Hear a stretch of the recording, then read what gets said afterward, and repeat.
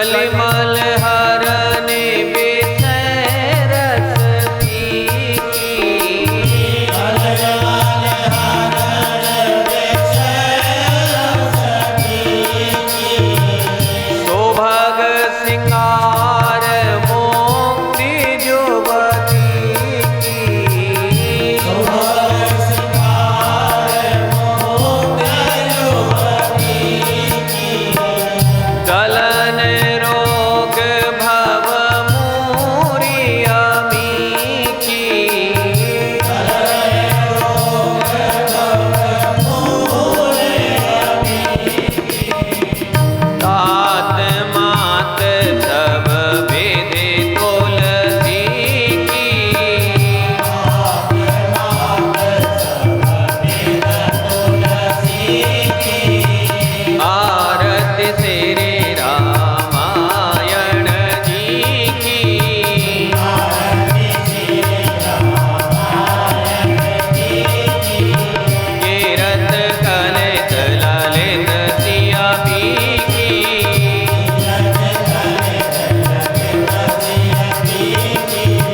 आरती श्री रामायण जी की।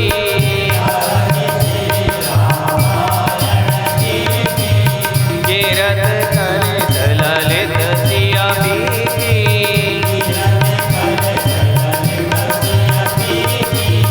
आरती श्री रामायण जी की। आरती श्री रामायण जी की। आरती श्री रामायण जी की। आरती श्री राम। विष्णु प्रचोदयात् नानासुगन्धपुष्पाणि यथा कालोद्भवानि च पुष्पाञ्जलिर्मया दत्तं गृहाण। राजाधिराज योगी राज संत शिरोमणि डॉक्टर सुरेंद्रानंद जी महाराज की। राघवेंद्र सरकार की। बजरंगबली महाराज की। भवानी शंकर भगवान की। गंगा महारानी की। नमः पार्वती पतये हर हर हर महादेव। जो बोले सो है सत्य सनातन धर्म की जय। गमदापहारम्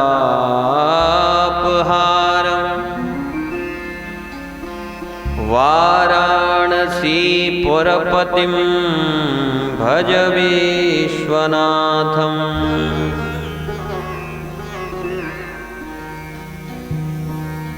नमो धर्माय महते नमः कृष्णाय वेदसे। ब्राह्मणेभ्यो नमस्कृत्यं धर्माय वक्षे सनातना।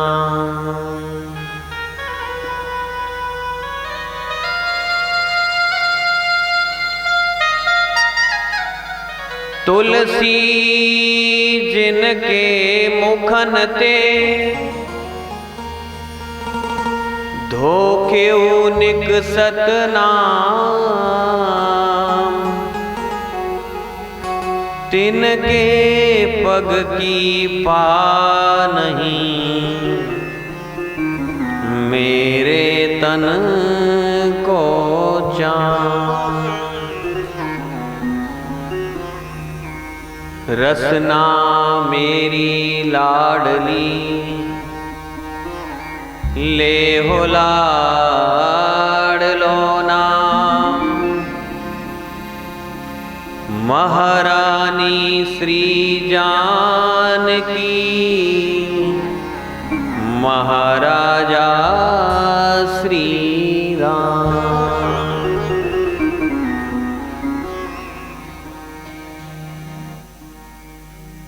आ मेरे प्यारे राघवा पलक ढाके तोहे ले हूँ। ना मैं देखूं और ना तोहे देखन दे।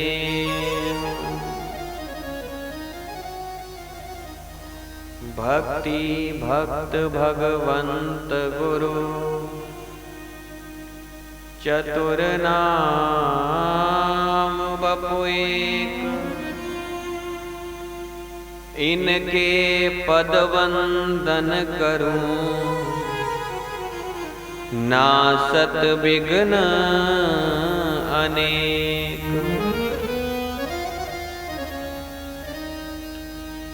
द्वार द्वार पे भटक के मैं आया तेरे द्वार। हे प्रभु विश्वनाथ जी मेरी ओर निहार। कथा प्रारंभ होत है आओ वीर हनुमान। आए सुआसन करिय प्रभु तेज पुंज बलवान। आइए 2 बार भगवान नाम संकीर्तन, फिर भगवान की पावनमयी लीलाओं में कथाओं में हम सब लोग प्रवेश करेंगे। उससे पहले 2 बार प्रेम से सभी बोलेंगे भगवान का नाम।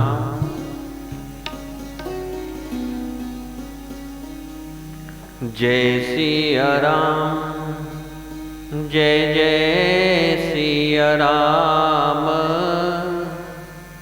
जय सिया राम जय जय सिया राम।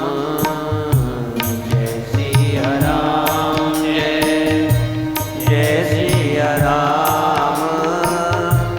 जय सिया राम जय जय सिया राम। जय सिया राम जय जय सिया राम। जय सिया राम जय जय सिया राम। जय सिया राम जय जय सिया राम। सभी बोले जय सिया राम जय जय सिया राम।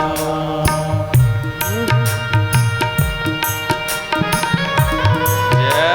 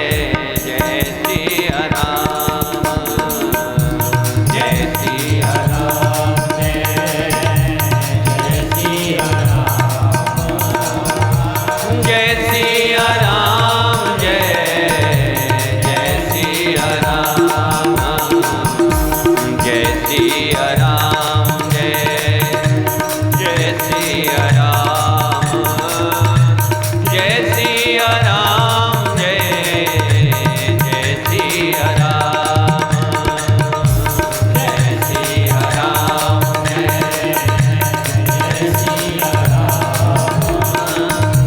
जय सिया राम जय जय सिया राम जय सिया राम जय जय सिया राम जय सिया राम जय जय सिया राम जय सिया राम जय जय सिया राम जय सिया राम जय जय सिया राम जय जय सिया राम जय जय सिया राम जय जय सिया राम जय जय सिया राम जय जय सिया राम।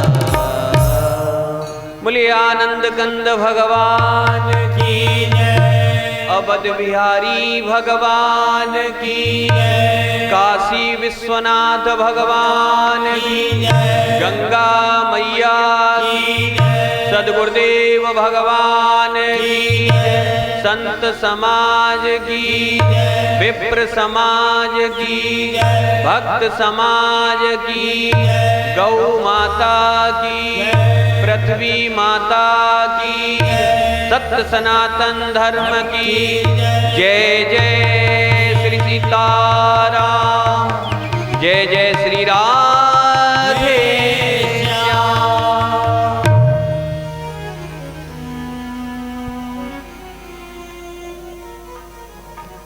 अनंत अनंत श्री विभूषित अंतरात्मा में विराजमान परम स्मरणीय परम वंदनीय परम पूज्य नित्य लीलालीन श्री सद्गुरुदेव भगवान के पावन चरण कमलों में सत सत नमन करते हुए ज्ञान श्रोमणि ज्ञान अवतार भगवान श्री कपिल भगवान के चरणार बिंदों में कोटि कोटि नमन करते हुए दशरथ नंदन कौशला नंदन अकारण करुणा वर्णालय वक्तवांक्षा कल्पतरु श्री राघवेंद्र सरकार के चरणार बिंदों में नमन करते हुए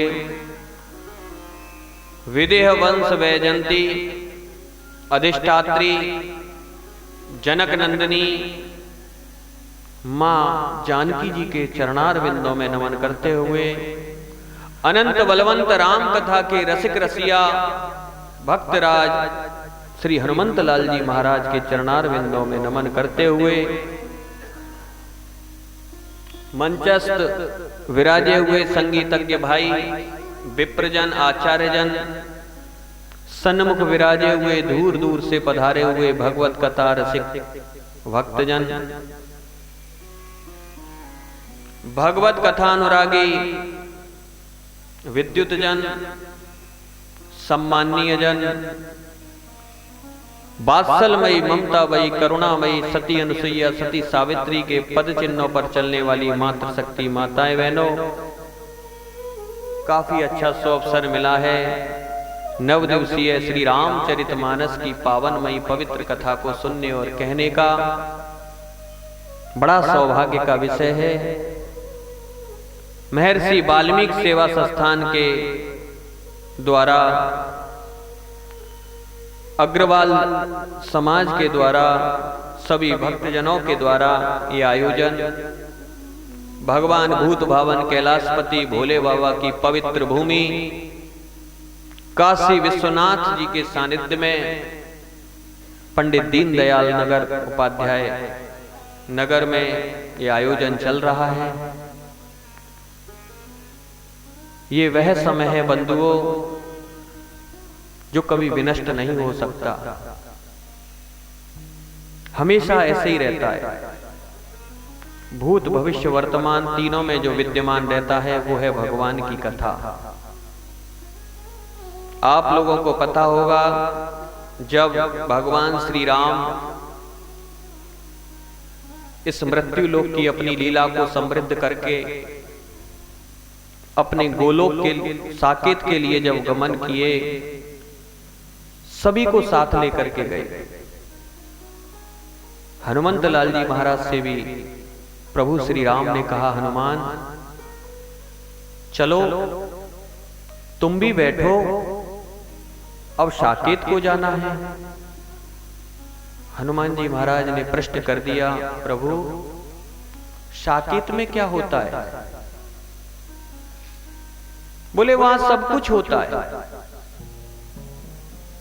बोले तो फिर बताओ वहां आपकी कथा का, कीर्तन का समय क्या है?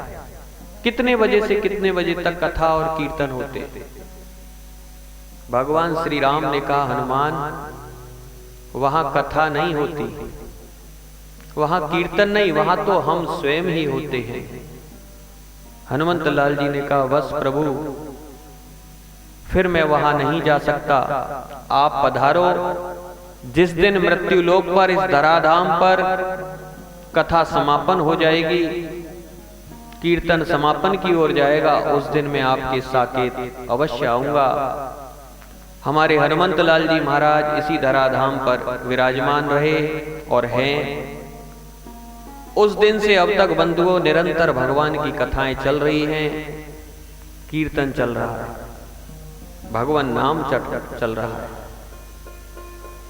तो ये भगवत रूपी सुधा केवल इस वसुधा पर ही प्राप्त है, स्वर्ग आदि लोकों में नहीं होती।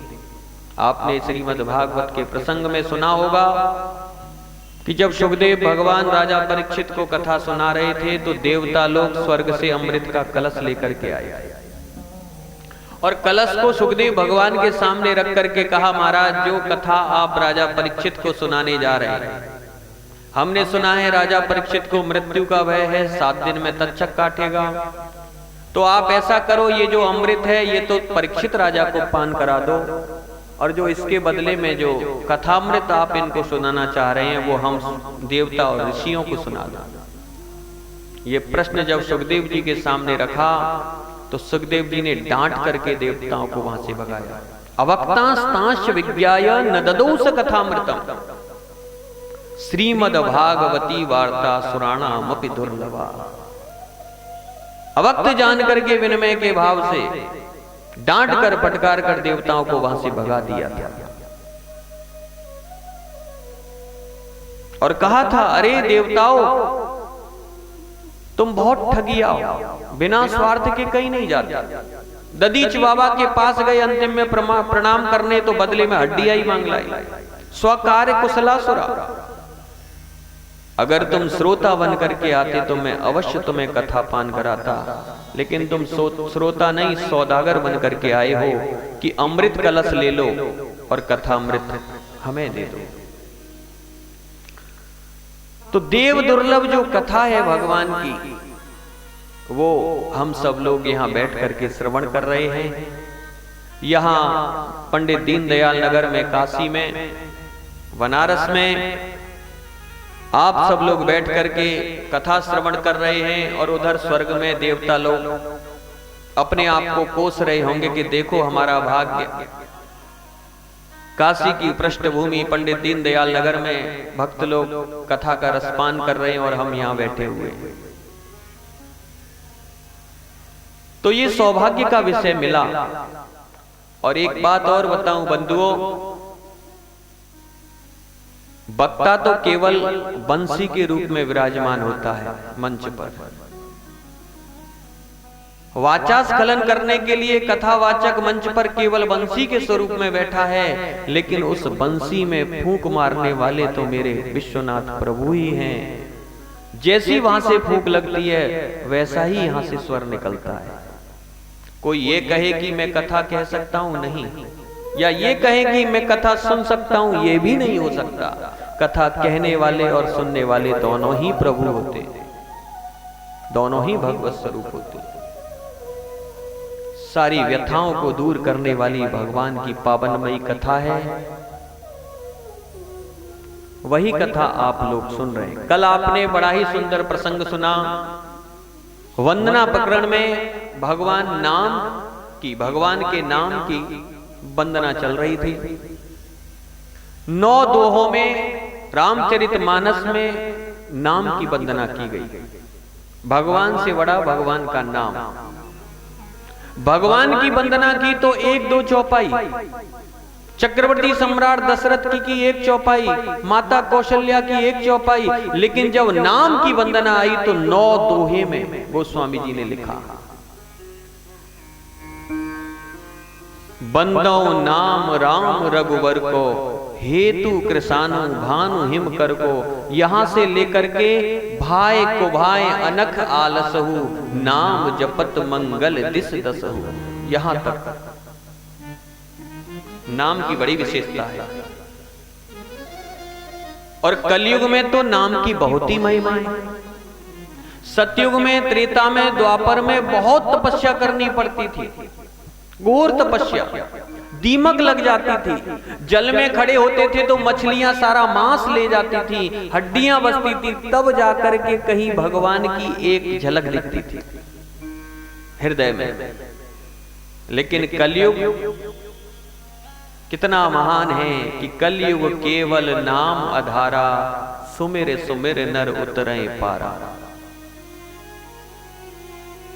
केवल नाम से ही भवसागर से पार हो जाते। इतना सुंदर प्रभु का नाम है, लेकिन बड़ी विडंबना है, फिर भी लोग नहीं लेते। कथा में भी हमने देखा है, आज भी अभी देखा, कल भी देखा। भक्त सोचते हैं कि महाराज जी ने ही जिम्मा उठाया है, हम तो सुनने के लिए आए हैं, हमें बोलना नहीं।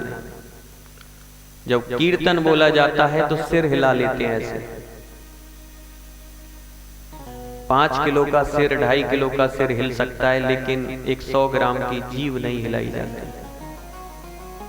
अपने अंतःकरण को पवित्र करना है बंधुओं, तो भगवान का नामोच्चारण करना चाहिए। एक नियम होता है, जब कथा चल रही हो तो बोलना नहीं चाहिए, और जब कीर्तन चल रहा हो तो चुप नहीं रहना चाहिए, गुनगुनाना चाहिए भगवान का नाम। क्योंकि भगवान का नाम संकीर्तनम यस्य सर्व पाप प्रणाशनम। भगवान का नाम सारे पापों को विनष्ट करने की सामर्थ्य रखता है बंधु। तो वही प्रभु का नाम। और नाम कैसे भी लिया जाए, गोस्वामी जी ने स्पष्ट कर दिया, भाई को भाई अनख आलसु, नाम जपत मंगल दिस दसु। कोई नियम नहीं होता, जैसी अवस्था में हो, जहां हो, वहीं पर भगवान का नाम लिया जा सकता है। सोते उठते, खाते पीते, कार्य करते भगवान का नाम ले सकते हैं। इसके लिए कोई नियम की जरूरत नहीं कि स्नान ध्यान करके ही बैठ के नाम लिया जाए। चलते फिरते, किसान भाई हल चला रहे हैं तो बोल सकते हैं, कोई दुकानदार सामान तोल रहा है तब भी बोल सकता है, माताएं घर के कार्य कर रही हैं, चौका बर्तन रोटी, तब भी बोल सकती हैं। हर वक्त भगवान का नाम लेना चाहिए। और ये सब हम लोग वादा करके आए हैं। कपिलोपाख्यान में देवहूति जी ने कहा था भगवान से कि जीव की उत्पत्ति कैसे होती है, तो उन्होंने कहा था, कर्मणा दैव नेत्रेण जंतुर देहो पपत्तये, स्त्रिया प्रविष्ट उदरम पुंसो रेत कणाश्रय। कर्म के प्रभाव से ये जीव मां के गर्भ में जाता है। एक रात्रि में, 5 रात्रि में बेर के समान आकार होता है, 15 रात्रि में एक अंडे के समान इसका आकार होता है। पहले महीने में सिरोभाग का निर्माण होता है, दूसरे महीने में हाथ पैर का निर्माण होता है, तीसरे महीने में लड़का है, लड़की है, बेटी है, बेटा, इस बात का पता चल जाता है। चौथे महीने में 7 धातुएं लिपट जाती हैं, 5वें महीने में जरायु लिपट जाती है, 6ठे महीने में इसे बुद्धि मिलती है, और जब बुद्धि मिलती है तो ये अपने पूर्व जन्मों के पापों को याद करता है कि मैं कैसे आ रहा हूं। उसके बाद 7वां महीना में जब इसे बुद्धि की तीव्रता बढ़ती है तो ये सोचता है कि मैं कैसे यहां से निकलूं। नीचे सर ऊपर पैर, मूत्र में विष्ठा में ये जीव पड़ा हुआ है मां के गर्भ में। गर्भवास समम दुखम भूतो न भविष्यति। जितना कष्ट गर्भ में होता है जीव को, उतना तो भैया नरकों में भी नहीं होता। इतना कष्ट होता है। नीचे सर है ऊपर पैर, और फिर भगवान को याद करता है, हे प्रभु अब की बार इस भवसागर से पार कर दे, फिर वापस पुनः इसमें नहीं आऊंगा। प्रार्थना करता है। भगवान आते हैं घरों में, कहते हैं क्या करोगे? बोले प्रभु अब की बार इससे बाहर निकाल दो, फिर वापस इसमें नहीं आऊंगा। बोले बाहर जाकर के क्या करोगे? बोले आपका नाम लूंगा। नाम लोगे? कितना देर लोगे? बोले 26 घंटे। बोले झूठ बोलते हो, 26 घंटे कहां होते हैं? 24 घंटे होते हैं। बोले नहीं प्रभु, जितनी श्वास लूंगा उतनी बार आपका नाम लूंगा। एक स्वस्थ व्यक्ति वैज्ञानिक दृष्टि से 24 घंटे में 21,600 बार श्वास लेता है। 21,600 बार श्वास लेता है, तो कहता है प्रभु इतनी बार आपका नाम लूंगा। ये वादा करता है। भगवान तो दयालु हैं, कृपालु हैं। भगवान सोचते हैं चलो एक भक्त पैदा हो जाएगा, कृपा कर देते हैं प्रभु। सुसन्ना नाड़ी से संपर्क टूटता है, प्रसूति वायु वेग के द्वारा ये जीव धरा पर आ जाता है। और जब धरा पर आया, माताएं बैठी हैं जानती हैं, तो एक कवि ने बहुत सुंदर लिखा कि छींकत जग में पग दियो, आवत दीनो रोए, जन्म असे असगुन भये, तो मंगल के विधि होए। माएं जानती हैं जब बच्चा जन्म लेता है तो सबसे पहले उसे छींक आती है। क्यों? क्योंकि नाक में मुंह में वो शक्ति मीडिया अब आपके शहर में